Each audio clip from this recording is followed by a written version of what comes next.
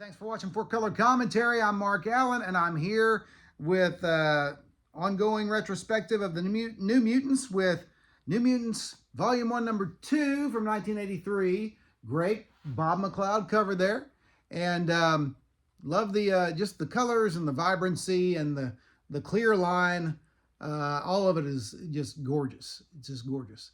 And this issue is really just kind of a fun issue, and I think of it as an establishment issue, or continuing the establishment of the New Mutants as an offshoot of the X-Men. Why do I say that? I don't mean that as any kind of a knock at all, but we'll get to that here in a moment. But it starts off with a very concerning opening splash there as Danny Moonstar is trapped in the danger room. And as we talked about the end of the retrospective for issue 1, the danger room is sometimes, you know, some elements are holographic while others are solid. So it can be a dangerous place depending on the setting. And so, but then there is an appearance of a brood queen there at toward the end, and you know, some strange things are going on with the brood and them showing up in this storyline, and we'll talk about that a little bit more, not much, because it will ultimately culminate and come to fruition in an issue of the X-Men.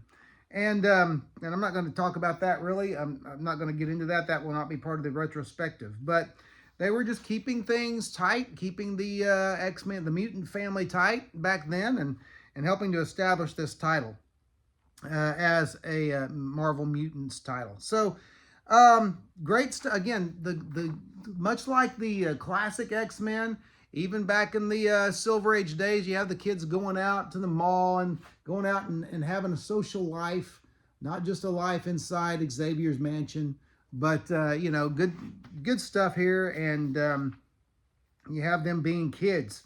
Now, part of the establishment of them as an X group is the appearance of, now we talked about Henry Peter Gyrick, but you have in here also the appearance of Sebastian Shaw of the Hellfire Club. And so he is a part of this, and you wonder, hey, you know, the plot thickens, what's going on there? But also, as you saw from the cover, there is the appearance of the Sentinels, all right? And I remember being a reader at the time, really enjoying the new color scheme of the Sentinels.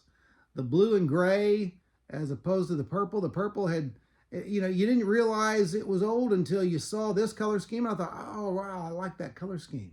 I really like that. So the Sentinels were looking sharp, okay, in this issue, and this new redesign, and slightly different, you know, redesign of their, you know, just slightly different design, a little upgraded and that kind of thing. And so you just have great action. And it also establishes, this is a great splash here, also establishes the New Mutants as a force to be reckoned with. I'm going to let me do some adjusting here, see if this helps any. There we go. A force to be reckoned with, because they actually defeat a group of Sentinels, okay? And so, in fact, there's a great image here of Sunspot, Roberto, ripping the head off of a Sentinel. And so you got to love that. So formidable and established as part of the X-Men. And then, of course, I talked about the whole brood situation with Professor Xavier being at the center of it. That comes to fruition in an X-Men issue, but there's the cliffhanger there. Professor X passed out at his desk with the image of a brood queen lingering over him. Spooky stuff, but ultimately extremely entertaining, and as were the New Mutants. Now, we'll talk beginning the next issue or so about how the standalone art of Bob McLeod did not last as long as I thought it did. But Sal Buscema comes into the mix. And I will say that Sal Buscema, inked by Bob McLeod. I'd forgotten how much I liked that.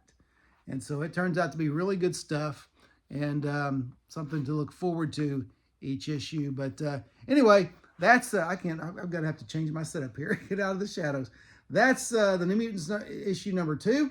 The great series, great great series to go back and look at again. Great target for retrospectives.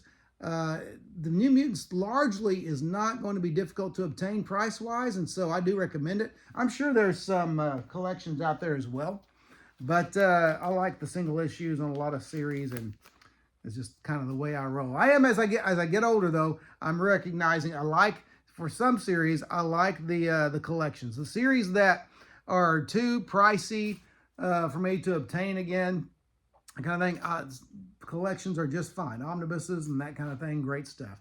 Epic collections even. So, good stuff there. New Mutants, Volume 1. Great stuff. Chris Claremont and Bob McLeod. And just really high energy mutant fun. Okay? So anyway, there you go. Go out there and find it. Hey, if you haven't yet, don't forget to like, comment, and subscribe, especially comment. And we will see you next video.